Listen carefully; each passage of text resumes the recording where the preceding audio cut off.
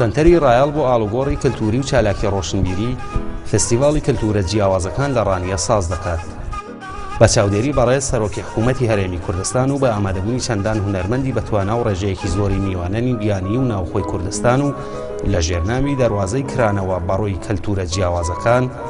یەکەمین فستیڤاڵی کەلتورە جیاوازەکانی هەرێمی کوردستان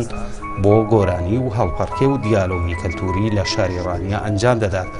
کە 10 تیپ و کەلتوری جیاوازتیایدا بەشداری دەکەن. ڕێکەوتی 8 و 9 2011 شوێن